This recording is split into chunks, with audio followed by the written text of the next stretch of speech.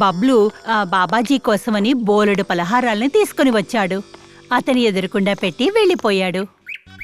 లంబు టింగులు నోరు తెరుచుకుని ఆ బాబాని చూస్తూ ఉండిపోయారు. ఆ బాబా చూస్తుండగానే మొత్తం పదార్థాలన్నీ తిని వెళ్ళిపోయాడు.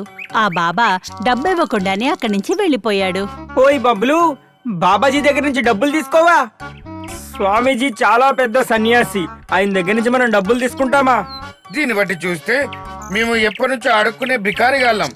మా దగ్గర డబ్బు లేదు కదా. ఈ విధంగా వాళ్ల మధ్య గొడవ మొదలయింది. ఆ బాబా ఆగిపోయాడు. అతను బబ్లుని అడిగాడు, వీళ్ళకి ఏం కష్టం వచ్చింది? వీళ్ళకేం కష్టం స్వామీజీ? కష్టాలైతే నాకున్నాయి. ఫ్రీగా తింటారు, డబ్బులు ఇవ్వమంటే మాత్రం ఏడుస్తారు. ఆ బాబా లంబూ టింగుల వైపు చూసి నవ్వాడు. అంతేనా? ఇదే సమస్యనా? బాబా గాల్లో చేతిని ఊపాడు. ఆ బాబా చేతికి బోలెడంత డబ్బు వచ్చింది. ఈ చమత్కారాన్ని చూసి లంబూ టింగుల కళ్ళు అలాగే ఉండిపోయాయి. ఇలా తీసుకో బబ్లు, వీళ్ళందరినీ ముక్తి చేసేసాయి. ఇలా వింటూనే లంబూ టింగులు ఇద్దరు బాబా కాళ్ల మీద పడ్డారు. మీరు చాలా దయున్న వాళ్ళు, ఎంతో జ్ఞానులు స్వామీజీ, చమత్కారులు స్వామీజీ. అవును బాబా గారు, ఇంతకుముందు మేము ఇలాంటి దయా హృదయాన్ని అసలు చూడనే లేదు.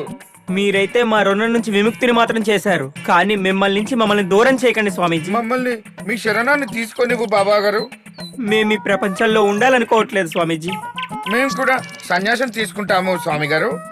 అయ్యో, లెగండి బాబు, లెగండి.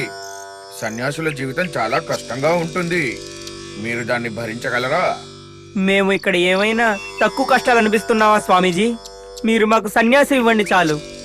అలాగే.